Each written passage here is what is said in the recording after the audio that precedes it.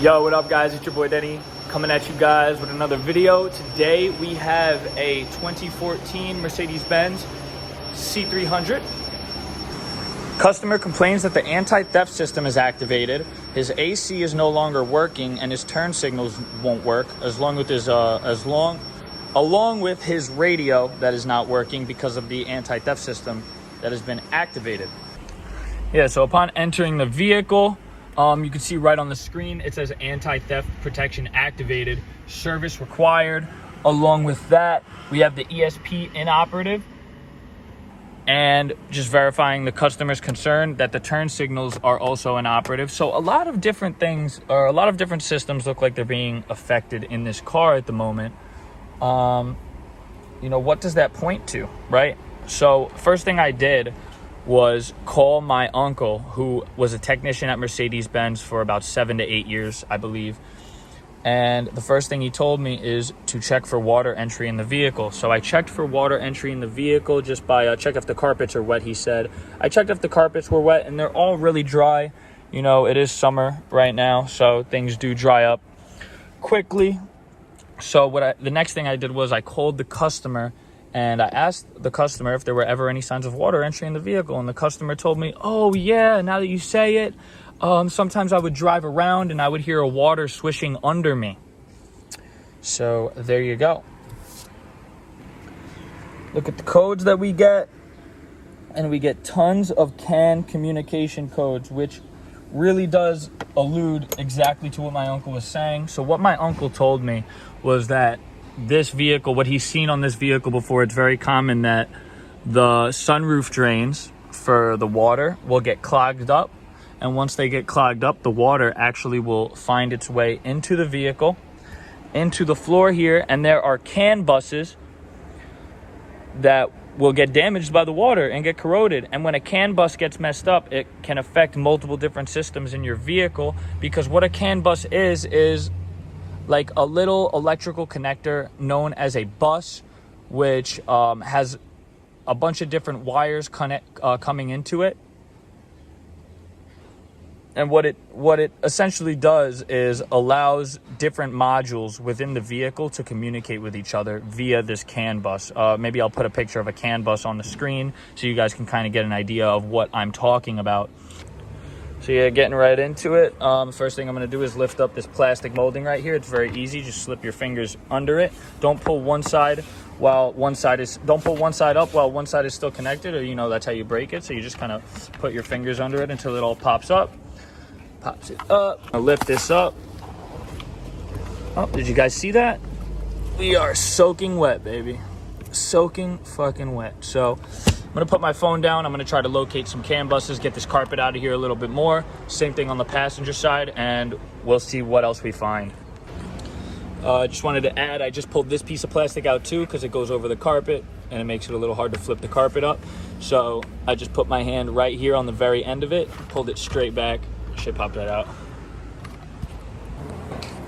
So I got the carpet off, and as you can see, there's just a bunch of water.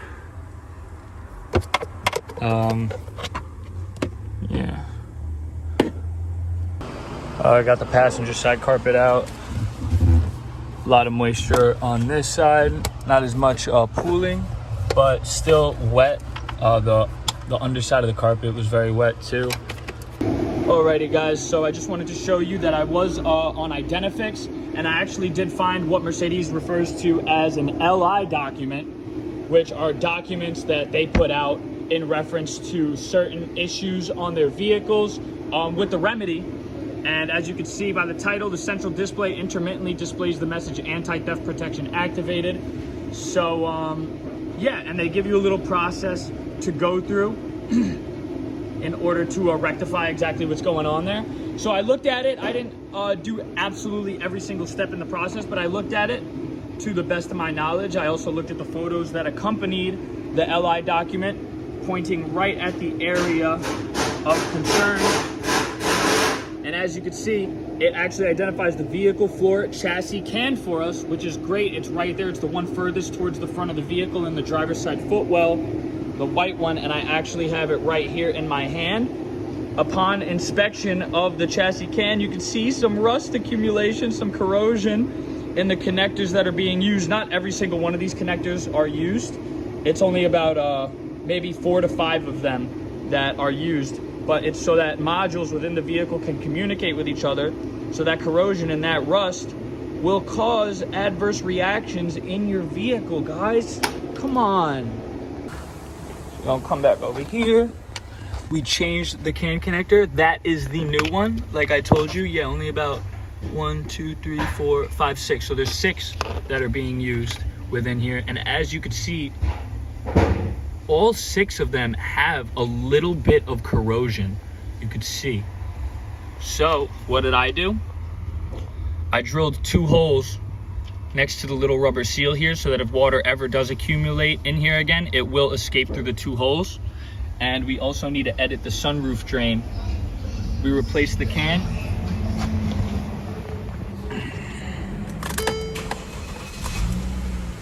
I had the battery disconnected, so it does clear the codes on its own. And wow, look at that. Look at that, boys and girls.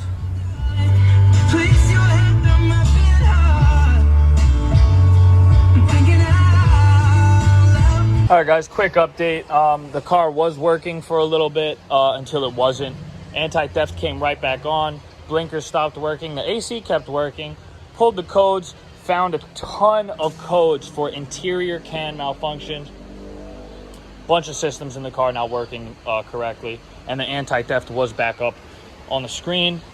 Upon further inspection, I realized I had made a mistake by not inspecting the other 2 cam blocks that were right next to the one that I had replaced, which was that one up there.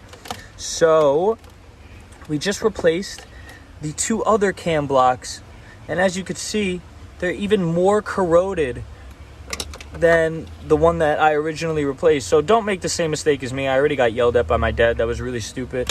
I just kind of jumped the gun.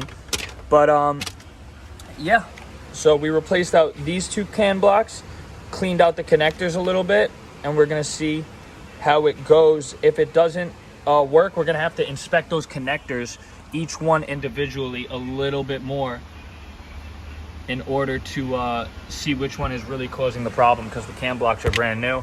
I also did just take off this big connector, which was an obvious connector that was here, and I saw a lot of corrosion inside of the connector itself, which is really worrisome. I sprayed some of this electrical parts cleaner on there and used these little tiny files that I have to actually stick them inside of the connector and file down the corrosion and clean it up a little bit.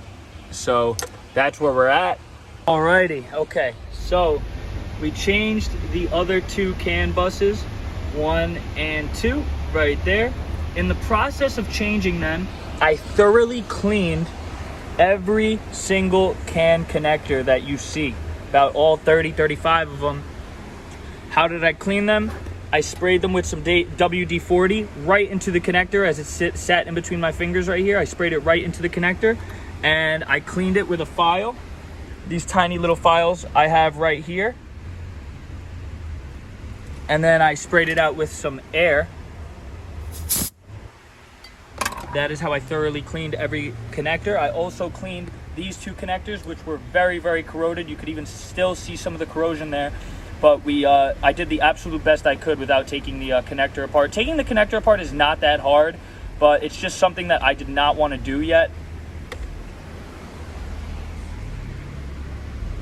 if I didn't have to. Side note, guys, while you're disconnecting or connecting any of these can components or anything, virtually anything in a Mercedes-Benz vehicle, you're going to want the battery disconnected. So I'm not sure if I said that earlier in the video, but anytime I'm messing with anything down here, even disconnecting the accelerator pedal to remove the carpet, I have the battery disconnected. And I also have a battery charger on there as well, so that the battery's not dying while I have the car in the on position for extended amounts of time. So yeah, as of right now, everything is functioning as designed. Time is the only tell with something like this, so we are going to take the car for an overnight road test after I put it back together and do the sunroof drain edit. So yeah, let's get it, guys. All right, I got the car up in the air. I took the wheel off, took the rear fender liner off, and that drain is right up there. Saw that? Right up there.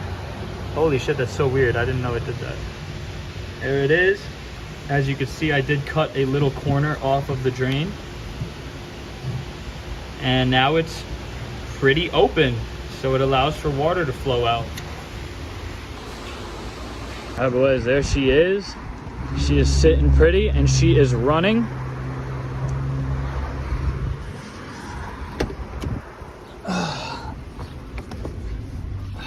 She's been running for about 30 minutes now. Navigation still working. No messages on the dashboard.